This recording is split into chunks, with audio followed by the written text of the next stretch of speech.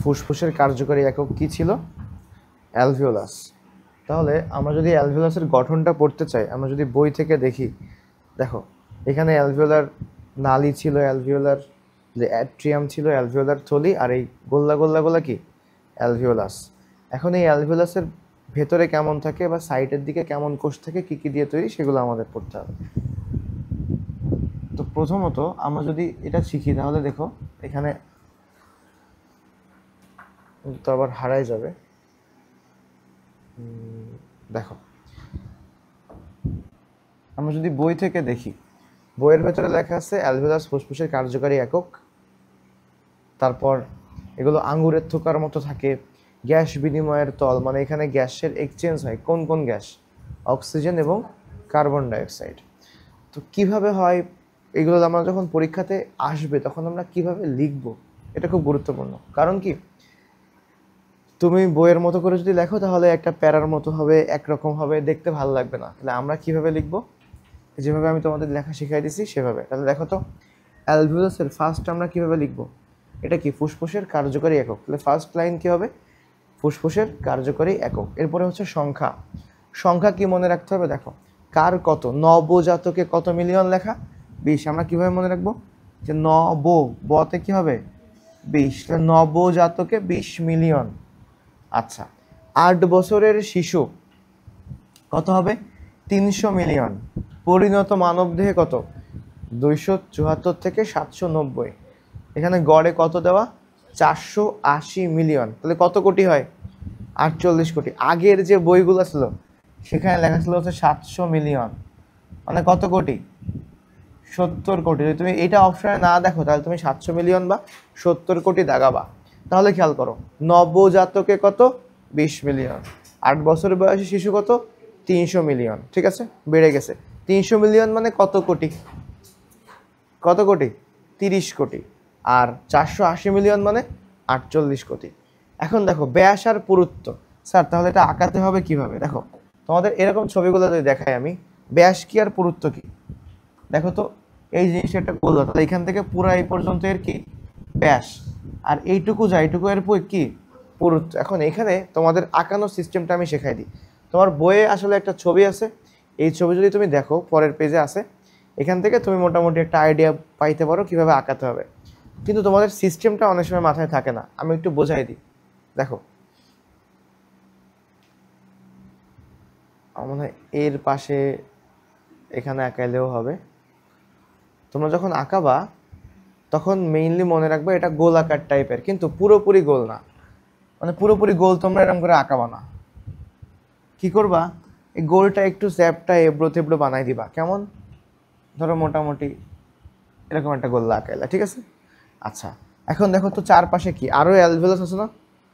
তো চারপাশে আরো অ্যালভিওলাস আমাদের আঁকাইতে হবে। তুমি যদি একটু একটু মোটা করে আঁকাইতে পারো বোঝার জন্য।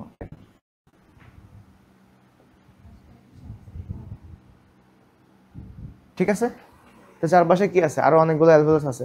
তার মানে আমাদের কি হয়ে গেল এর, বলো তো? এই সাইডটা হয়ে গেল না? এটা আমাদের বইয়ে দেখো আঁকানো আছে কিভাবে, বুঝতে পারছো? তাহলে একটা জিনিস খেয়াল করো, এইখানে যে ঘটনাটা ঘটবে, এখানে তুমি গোল্লা একটা আঁকাবা, এই যে ভেতরে আঁকছো, পরে এখানে একটা স্তর আছে সাইড দিয়ে। এখন অনেক সময় হয় কি, তুমি এটা চিকন আঁকাইতে পারো, মোটা আঁকাইতে পারো, অনেক বিভিন্ন রকম হয়ে যায়। তো যদি এগুলো আমরা আরেকটু সাইডে উঠাই দিই তাহলে কি হবে? আরেকটু মোটা হয়ে যাবে না? এটা একটু কাছে চলে গেছে, এটা একটু মোটা করে দিই, এটা একটু মোটা করে দিই। মোটা করে দিলে কি হবে? তুমি কোষ টোষ আঁকানোর জায়গা পাবা। সো এই জন্য চেষ্টা করবা কি একটু মোটা করে দেওয়া, যাতে তুমি কোষ আঁকানোর জায়গা পাও। ঠিক আছে, ওকে। এবার দেখো প্রথম কথা হচ্ছে কি, হ্যাঁ না 5টা 4টা এটা ইম্পর্টেন্ট না, তুমি আঁকাইতে পারলেই হচ্ছে। এখানে তো কয়টা এটা ইম্পর্টেন্ট না। এবার দেখো এই ভেতরে অনেক ধরনের কোষ দেখতে পাচ্ছ। আচ্ছা, আবার এরকম দাগের মতো দেখা যাচ্ছে। ওকে, তাহলে প্রথমে আমরা এবার একটু ওইখান থেকে আসি যেখান থেকে আমরা শুরু করছি। তো প্রথমে আসো, তুমি কি লিখবা? ব্যাস এবং পুরুত্ব। দেখো দুইটাই 0.2, ব্যাসও 0.2, পুরুত্ব 0.2। তার মানে কি স্যার? এখানে দেখো, ধরো এখান থেকে এইটুক, এটাকে আমরা কি বলবো? পুরুত্ব। আর পুরোটাকে আমরা কি বলবো? ব্যাস। তাহলে ব্যাসও 0.2, পুরুত্ব 0.2। কিন্তু কখনো ব্যাস আর পুরুত্ব কি সমান হতে পারে? হতে পারে, বাট এই ক্ষেত্রে কি হবে না। তাহলে দুইটা খেয়াল করতে হবে, একটা হচ্ছে মিলিমিটার হবে, আরেকটা হবে কি মাইক্রোমিটার। এখন তোমরা বলো তো কোনটা মিলিমিটার হবে কোনটা মাইক্রোমিটার হবে? ব্যাস কি হবে মিলিমিটার, কারণ ব্যাস বড়, আর পুরুত্ব কি হবে মাইক্রোমিটার। ক্লিয়ার?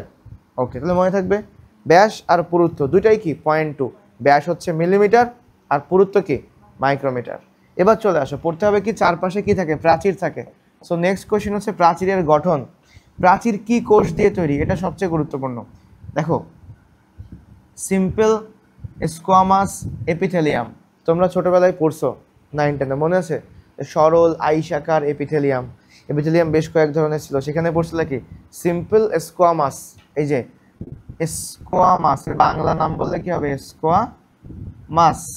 এখন অনেকে তুমি যখন মনে রাখবা, যখন মনে থাকবে না বা মজা করে মনে রাখবা, স্কোয়ামাস, মাসের কি থাকে আইস।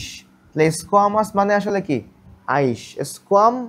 স্কোয়ামাস মানে আইসের মতো, তাহলে আইস আকার, অর্থাৎ সিম্পল স্কোয়ামাস এপিথেলিয়াম, সরল আইস আকার এপিথেলিয়াম। তাহলে এর প্রাচীরে কোন ধরনের এপিথেলিয়াম থাকে? সিম্পল স্কোয়ামাস এপিথেলিয়াম, বাংলায় বললে সরল আইস আকার এপিথেলিয়াম। তার মানে তুমি তখন কি করবা, এর সাইডে যে অংশগুলো আছে এই কোষগুলা তুমি একটু আঁকাই দিবা। ধরো এটা আসলে তুমি স্কোয়ামাসের মতো আঁকাইতে পারো আর না পারো, বিভিন্ন রকম আকৃতি আছে, তোমার বইয়ের মধ্যে তো আর এরকম করে আঁকানো নাই। এবার তুমি যে কাজটা করবা, এখানে দেখো সরল স্কোয়ামাস এপিথেলিয়াম, এই সাইডে দেখো এই যে কোষটা আঁকাই দিছে, এই কোষের একটা নিউক্লিয়াস দিছে, একটা গোল্লা মতো আঁকাই দিছে। তো এখানে যে হুবহু এরকম আঁকাইতে হবে বা আমি তোমাকে যেভাবে আঁকাই দিচ্ছি এরকম আঁকাইতে হবে এমন না, তুমি মোটামুটি চেষ্টা করবা। তুমি চেষ্টা করবা কি, এই যে এটা একটা কোষ, এখানে নিউক্লিয়াস দিয়ে দিবা, এখানে নিউক্লিয়াস দিলা, নিউক্লিয়াস মানে সহজ কথা হচ্ছে এখান থেকে তুমি কোষটা আঁকাই ফেলবা। তুমি 4টা আঁকো, 5টা আঁকো, 10টা আঁকো, একটু বড় করে আঁকাই দিবা। তাহলে কি হয়ে গেল আমাদের, বলো এটা কি আঁকছি আমরা? প্রাচীরের কোষ, নাম কি সিম্পল স্কোয়ামাস এপিথেলিয়াম। ওকে, আঁকাই ফেলছি। এরপরে আমাদের কাজ কি হবে, চেষ্টা করবা যে বর্ডার তুমি দিবা সেই বর্ডার বরাবর আঁকাই দিলে আরো ভালো হয়। এখন দেখো তো, আমরা সবাই জানি এর প্রাচীরের দিকে আর কি থাকতে পারে। এরা সবসময় কি, এর ভেতরে বাতাস থাকে না, এর ভেতরে কি থাকে এয়ার থাকে, এখানে কি থাকে এয়ার মানে বাতাস থাকবে। এরা সবসময় কি হয়, সংকুচিত হয়ে প্রসারিত হয়। আমরা যদি এখানে দেখছিলাম সংকুচিত হয়ে প্রসারিত হয়, তো সংকোচন প্রসারণ যখন হবে তখন এটা কি একটা স্থিতিস্থাপকতা বা ইলাস্টিসিটি থাকতে হবে না? তাহলে সেই ইলাস্টিসিটির জন্য এখানে কি থাকবে, এখানে কিছু ফাইবার থাকবে। কি থাকবে এখানে? ফাইবার থাকবে। দেখো তাহলে যে ফাইবারগুলো এদের ইলাস্টিক বানায় সেই ফাইবারগুলোকে আমরা কি বলতে পারি, ইলাস্টিন ফাইবার। কি বলতে পারি? তাহলে এর চারপাশে কি থাকবে, ফাইবারগুলোর নাম কি ইলাস্টিন ফাইবার। সাথে আর কি থাকবে, কিছু কোলাজেন ফাইবার। কি থাকবে তাহলে বলো তো, চারপাশে যে ফাইবার থাকবে কি কি ফাইবার থাকবে? Elastin fibre, collagen fibre. আঁকাইতে পারবা? আচ্ছা, তুমি যদি এইদিকের ছবিগুলো দেখো, এইখানে তো আসলে এই স্পেসিফিক কিছু নাই, সব কিছু আবার দেওয়াও থাকে আবার মানে দেওয়াও থাকে না, তো এটা নিয়ে সমস্যা নাই। তো ইলাস্টিন ফাইবার, কোলাজেন ফাইবার, তোমার বইয়ের যে ছবিটা আছে না ওটা দিয়ে তুমি মেইনলি মাথায় রাখবা। এরপরে চলে আসো, তাহলে আমরা যদি প্রাচীরের গঠন পড়ি, কোন কোষ দিয়ে তৈরি হবে? Simple squamous epithelium. আর কি থাকবে? কোলাজেন এবং ইলাস্টিন তন্তু। তার মানে কোলাজেন ফাইবার এবং ইলাস্টিন ফাইবার থাকবে। নেক্সট চলে আসো, শ্বসন তল মানে অনেকগুলো অ্যালভেলাস মিলে একটা তল তৈরি করবে না, সেই তলটা ক্ষেত্রফল কত হবে? 11,800 বর্গ সেন্টিমিটার। মানে ধরো যদি আমি ধরি যে নর্মাল পূর্ণবয়স্ক মানুষের কত 400 মিলিয়ন মানে 48 কোটি। এখন 48 কোটি অ্যালভেলাসকে যদি আমি ওই গোল্লা, ওর যে চারপাশে যে ক্ষেত্রফল আছে ওই ক্ষেত্রফল যদি আমি সব জায়গায় সমান করে বিছাই দিই, তাহলে কত জায়গা থাকবে? 11,800 বর্গ সেন্টিমিটার। বুঝতে পারছো? বৃত্তের কি থাকে, ক্ষেত্রফল থাকে না? বৃত্তের ক্ষেত্রফল বের করতে হয় কি করে, 4 নাকি পায়ার স্কয়ার? পায়ার স্কয়ার। আচ্ছা দেখো, গোলক আর বৃত্ত, তা ওটা গোলক না, এটা কি গোলক, তাহলে গোলকের ক্ষেত্রফল কি দিয়ে হয়? আচ্ছা ঠিক আছে, দেখো 4 পাই আর স্কয়ার। এখন প্রশ্ন হচ্ছে পরেরটা আমাদের ওইসব আসলে হিসাব করার কোনো দরকার নাই। আমাদের কথা হচ্ছে কি আপাতত কোষ কি কি থাকে এর ভেতরে, এটা খুবই গুরুত্বপূর্ণ। কোনো কোনো বইয়ে কম বেশি আছে, তবে আগের বই এই বই মিলায় সব মিলায় 5 টাইপের কোষ তুমি পড়তে পারো। প্রথমটার নাম কি টাইপ 1 অ্যালভিওলার কোষ। এই কোষটা মেইনলি কি করে, গ্যাসীয় আদান প্রদান করে। কি করে মানে এই যে এক্সচেঞ্জটা করে না, এটা কে করে, টাইপ 1 অ্যালভিওলার কোষ মানে মেইন এরা। এবার দেখো টাইপ 2 অ্যালভিওলার কোষ, এর আরেকটা নাম আছে সেপ্টাল কোষ। এটাই সবচেয়ে গুরুত্বপূর্ণ কোষ, এটা আমাদের কাজে লাগবে।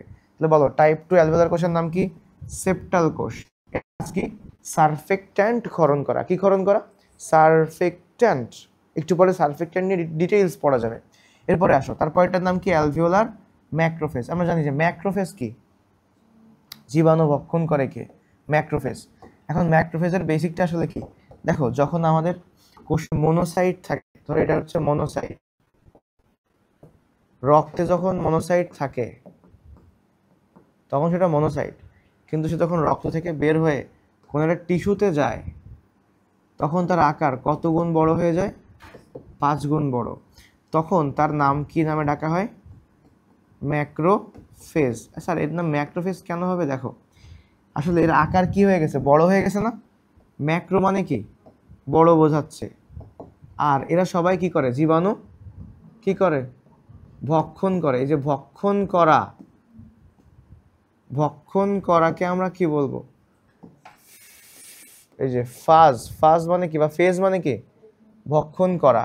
তাহলে এই যে বড় সাইজের জিনিস যে ভক্ষণ করে, তাই ওর নাম কি হয়েছে, ম্যাক্রোফেজ। তাহলে মনোসাইট রক্ত থেকে বের হয়ে কোথায় যাবে, টিস্যুতে। কত গুণ বড় হবে, 5 গুণ বড় হবে।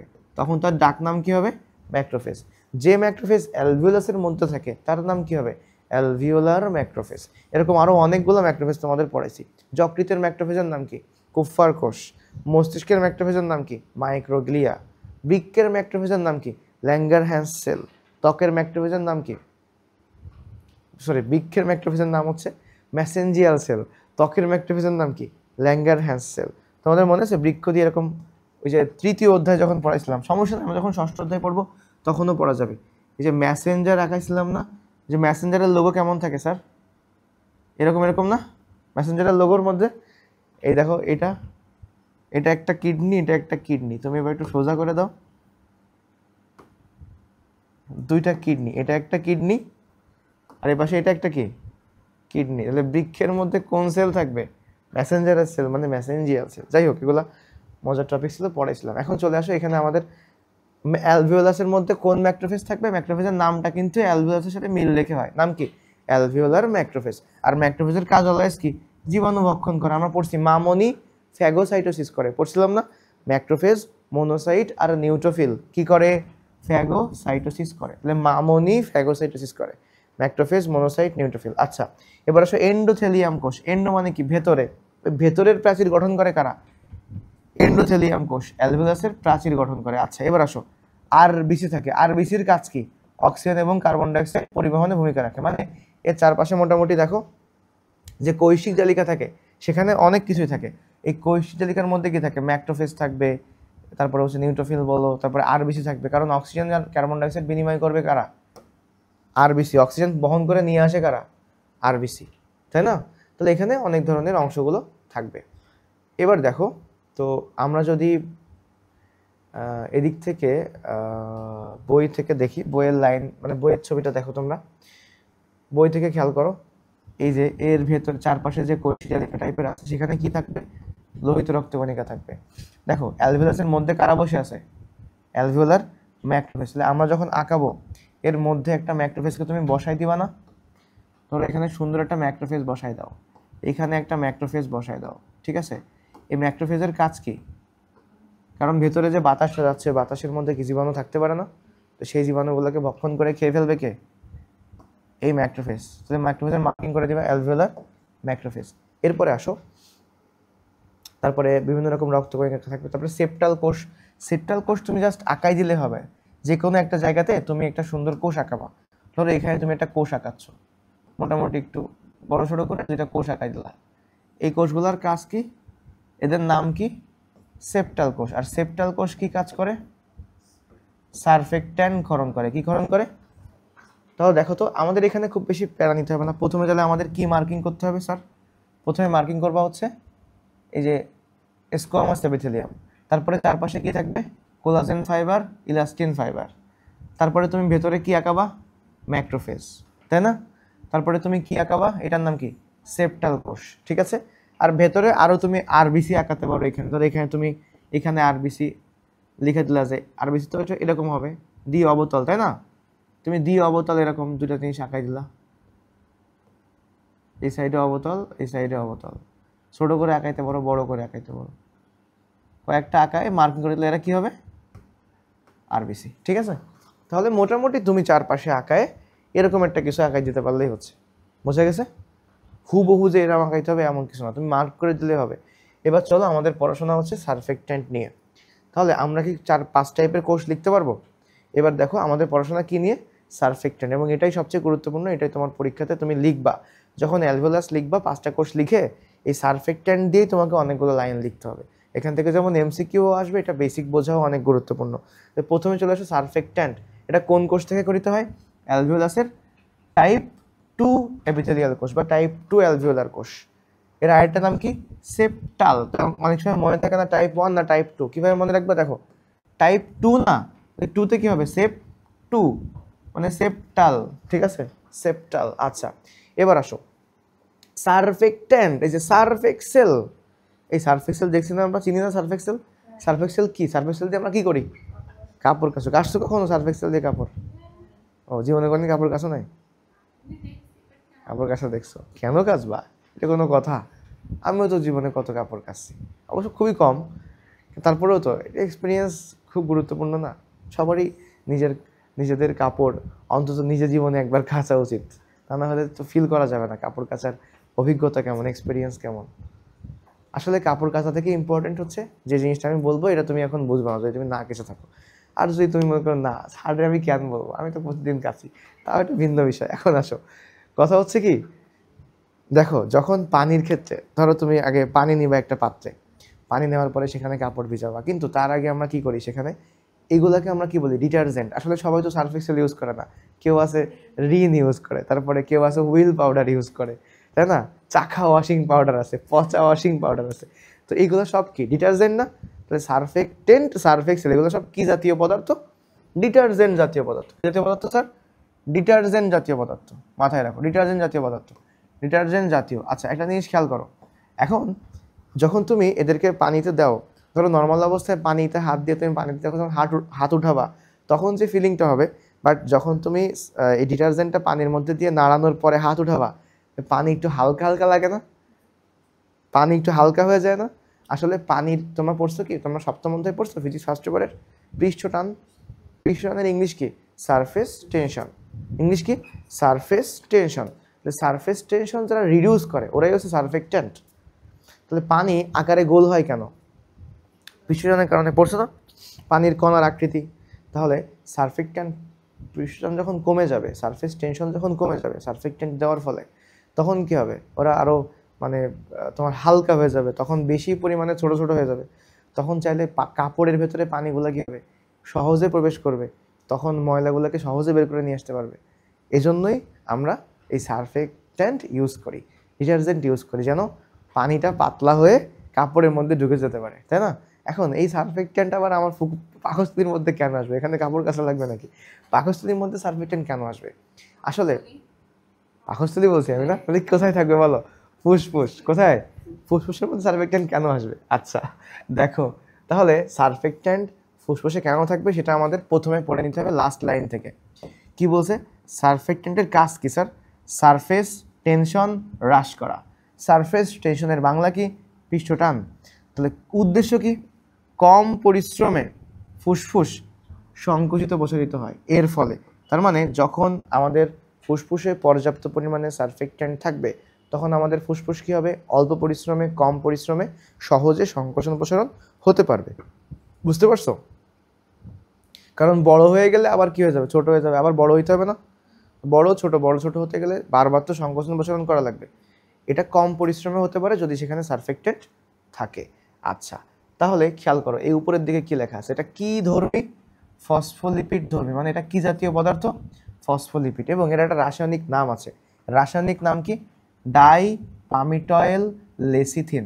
তোমার বইয়েও লেখা আছে, বাট ওটা আমরা খুঁজে পাই না বই পড়ার সময়। হ্যাঁ, এই যে অ্যালভেলাসের প্রাচীরে সেপ্টাল কোর সার্ফেক্ট্যান্ট, দেখো লেখা আছে ডাই পামিটয়েল লেসিথিন, অনেক সময় পালমিটয়েল, এল তো উচ্চারণ হবে না, পামিটয়েল। এখন তোমাদের কি মনে আছে লেসিথিন এক ধরনের ফসফোলিপিড? ওই যে প্রথম অধ্যায়ে পড়ছি আমরা যে কোষ ঝিল্লিতে কি থাকে, 75% ফসফোলিপিড থাকে, শুষ্ক ওজনের মোট ওজনের 75% ফসফোলিপিড, এবং এই লেসিথিনটা হচ্ছে এক ধরনের ফসফোলিপিড, তাই এর নামের লাস্টে আছে। আমরা যখন তৃতীয় অধ্যায় পড়ছি তখন ফসফোলিপিড ভাঙার এনজাইমের নাম পড়ছি না, লেসিথিন। লেসিথিন ভাঙবে কোন এনজাইম দিয়ে? লেসিথিনেজ পড়ছি না? আচ্ছা, যাই হোক, তবে এই দুটার থেকে ইম্পর্টেন্ট কথা হচ্ছে এই দুইটা বলতে এই জিনিসটা সবচেয়ে ইম্পর্টেন্ট। এটা তোমার এমসিকিউতে আসবে, এইচএসসি বলো, কলেজ পরীক্ষা বলো, অ্যাডমিশন বলো, আসবে। 23 সপ্তাহ বয়স্ক মানব ভ্রূণে প্রথম সারফেক্ট্যান্ট ক্ষরণ শুরু হয়। এটা পড়ার পরে অনেকে ভুল করে একটা জিনিস ভাবে, আমাকে বুঝাই দিই। ধরো সারফেক্ট্যান্ট ক্ষরণ যদি ঠিকমতো না হয় বা যদি ক্ষরণ শুরু না হয়, তাহলে সেই ফুসফুস কাজ করতে পারবে? না। তাহলে এবার মনে করো, আমার কথা শোনো, তাহলে ফুসফুস যদি কাজ না করতে পারে, তাহলে সে কি অক্সিজেন কার্বন ডাই অক্সাইড বিনিময় করতে পারবে পরিবেশের সাথে? তাহলে সে কি বাঁচতে পারবে?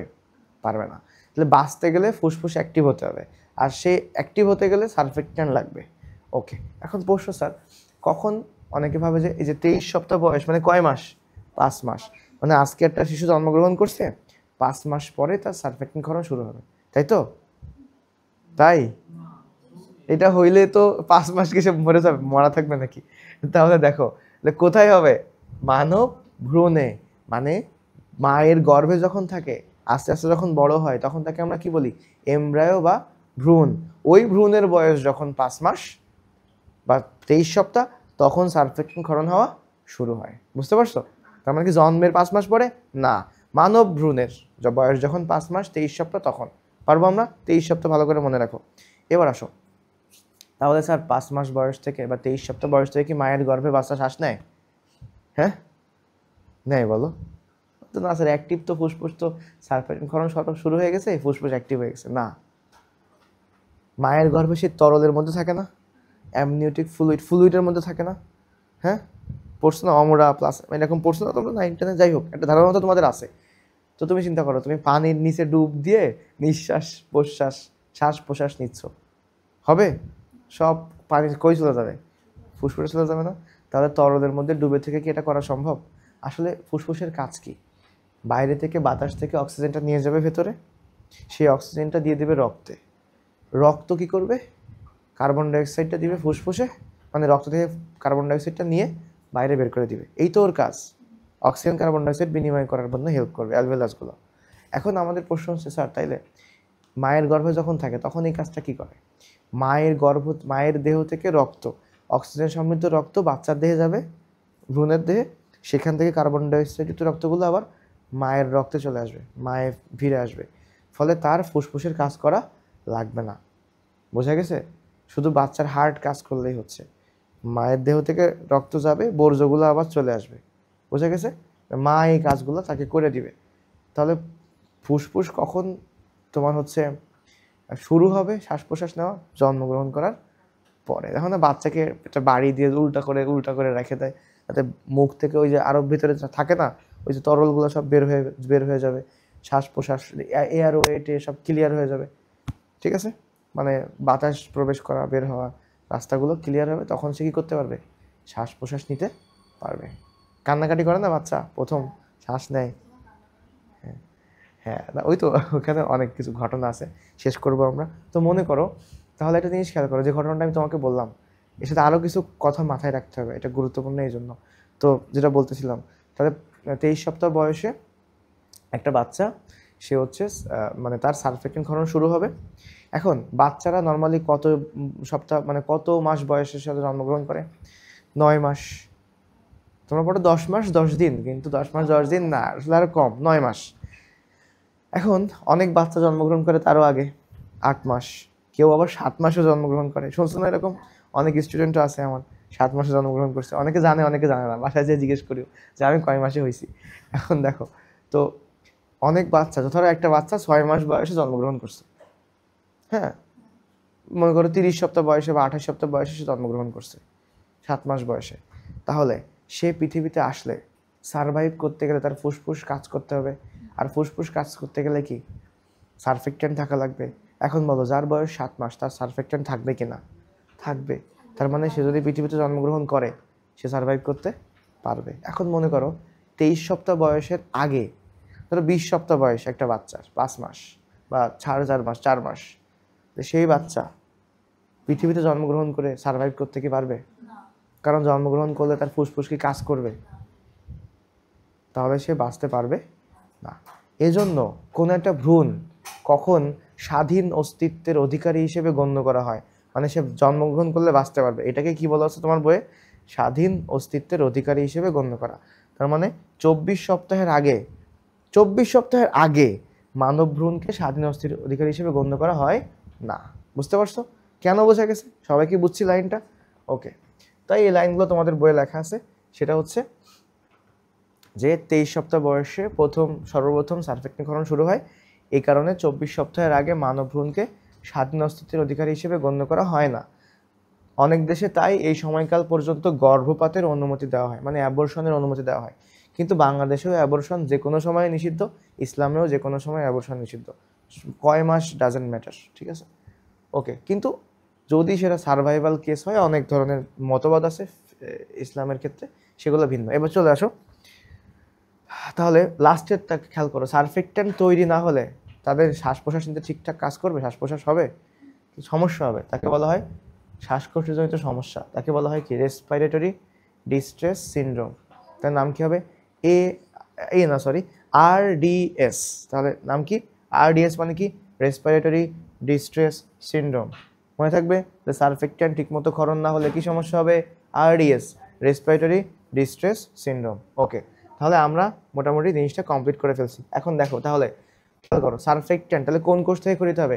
টাইপ 2 অ্যালভিওলার কোষ। এটা কি জাতীয় পদার্থ? ডিটারজেন্ট জাতীয়। কোন ধর্মী? লিপিড, প্রোটিন নাকি কার্বোহাইড্রেট? ফসফোলিপিড বা লিপিড, ফসফোলিপিড ধর্মী। এর রাসায়নিক নাম কি? ডাইপামিটয়েল লেসিথিন। কখন সর্বপ্রথম সারফেক্টিনকরণ শুরু হয়? মানব ভ্রূণে 23 সপ্তাহ বয়সে। তাই 24 সপ্তাহের আগে স্বাধীন অস্তিত্বের অধিকারী হিসেবে গণ্য করা হয় না। যদি ঠিকমতো এটা ক্ষরণ না হয় তখন কি সমস্যা হবে? রেসপিরেটরি ডিস্ট্রেস সিনড্রোম, RDS হবে। আর এর কাজ কি? সারফেক্টেন্টের কাজ কি? সবচেয়ে গুরুত্বপূর্ণ, সারফেস টেনশন হ্রাস করা। পৃষ্ঠটান হ্রাস করলে সুবিধা কি হবে? ফুসফুস কম পরিশ্রমে সংকুচিত প্রসারিত হতে পারে, মানে অ্যালভিওলাসগুলো। ওকে, তারপরে আমরা দেখো, খেয়াল করো, লাস্ট একটা জিনিস পড়াই দিব, কৈশিক জালিকা। আমরা পড়ছি অ্যালভিওলাসের প্রাচীরে প্রচুর কি থাকে? কৈশিক জালিকা থাকে। এখানে আসলে একবারে আমি ক্রস করে ফেলছিলাম, এখানে অনেক কিছু আসলে আমি এটা প্রথমে সিস্টেম করে ফেলতে হতো। এটা আসলে আমি, বলো কি কি আছে এখানে? অনেক কিছুই নাই। মিডিয়া লাইব্রেরি, তোমরা বলো যে কৈশিক জালিকা। আচ্ছা, আমাকে একটু অ্যান্সার দাও। অ্যালভিওলাসে কোন রক্তনালী যায় হৃৎপিণ্ড থেকে, মানে ফুসফুসের দিকে? পালমোনারি ধমনী। কে যাবে? কার্বন ডাইঅক্সাইড নিয়ে কে যায়? পালমোনারি ধমনী যাবে। আর হচ্ছে কে বের হয়ে আসে? পালমোনারি শিরা। তার মানে আমরা যদি খেয়াল করি যে আমাদের ফুসফুস যাবে হচ্ছে কার্বন ডাইঅক্সাইড নিয়ে পালমোনারি ধমনী। উল্টা না, একটু চিন্তা করতে হবে। যেহেতু হৃৎপিণ্ড থেকে বেরোইছে, অবশ্যই সে কী হবে? ধমনী হবে। কিন্তু ফুসফুসে নিয়ে আসতেছে সে কি? Carbon dioxide. তাহলে দেখো, এখানে আমরা যখন পড়ছি, দেখো তাহলে অ্যালভিওলাসের চারপাশে দেখো তো কি আছে? কৈশিক জালিকা। তোমাদের মাথায় রাখতে হবে, তাহলে লাল যে রক্তনালী, এটা কি? পালমোনারি ধমনী। সে কি নিয়ে আসতেছে? কার্বন ডাইঅক্সাইড যুক্ত রক্ত। এখানে এসে এই যে এক্সচেঞ্জটা হচ্ছে, কিভাবে এক্সচেঞ্জটা হবে? দেখো, এই রক্ত থেকে কার্বন ডাইঅক্সাইডটা, এটা হচ্ছে অ্যালভিওলাসের ভেতরে, এখান থেকে কার্বন ডাইঅক্সাইডটা অ্যালভিওলাসের ভেতরে যাচ্ছে, আর অ্যালভিওলাস থেকে অক্সিজেনটা কোথায় যাচ্ছে? রক্তের ভেতরে। লাল লাল অক্সিজেন, তখন রক্তটাকে কি বানাই দিবে? সে লাল লাল বানাই দিচ্ছে। আর এই নীল নীল কার্বন ডাইঅক্সাইড, মানে তোমার কালার তো এরকম না, জাস্ট বোঝানোর জন্য কার্বন ডাইঅক্সাইড যাচ্ছে। তার মানে সহজ কথা হচ্ছে আমাদের, তাহলে আমরা এটা কাজ করতে পারি। নীলটা হচ্ছে তোমার, এটা বোঝানো হয়েছে পালমোনারি ধমনী, এটা পালমোনারি ধমনী, কার্বন ডাইঅক্সাইড নিয়ে আসতেছে, দিয়ে দিচ্ছে, আর ওইখান থেকে অক্সিজেন নিয়ে কে বেরোচ্ছে? পালমোনারি শিরা। তার মানে আমাদের কৈশিক জালিকাটা কোন দুজনের মধ্যে আছে? পালমোনারি ধমনী আর পালমোনারি শিরার মাঝখানে কে? কৈশিক জালিকা, ইংলিশ নাম হচ্ছে ক্যাপিলারি। তাহলে আমরা এটুকু মাথায় রাখবো যে এক্ষেত্রে দেখো যেটা পড়তেছিলাম, তাহলে অ্যালভেলাসের প্রাচীর প্রচুর কৈশিক জালিকা দিয়ে বেষ্টিত। এরা কোন জায়গা থেকে তৈরি হয়? পালমোনারি ধমনী ও পালমোনারি শিরার মাঝামাঝি এই কৈশিক জালিকাগুলো অবস্থান করে। ঠিক আছে, তাহলে আমরা কৈশিক জালিকা টপিকটাও কি বুঝতে পারছি? তাহলে এই হচ্ছে আমাদের অ্যালভেলাস। কার্যকারী একক নবজাতকে 20 মিলিয়ন, 8 বছর বয়সে 300 মিলিয়ন, আর পরিণত মানবদেহে কত? 480। কত বর্গ সেন্টিমিটার এলাকা? 11,800। ব্যাস কত? 0.2 মিলিমিটার। আর পুরুত্ব কত? 0.2 মাইক্রোমিটার। আর প্রাচীরে কোন কোষ থাকে? Simple squamous epithelium. আর হচ্ছে কোলাজেন এবং ইলাস্টিন ফাইবার থাকে। আর 5 ধরনের কোষ পারবো আমরা। তাহলে বলতো অ্যালভিওলাসে জীবাণু ভক্ষণ করে কে? Alveolar macrophage.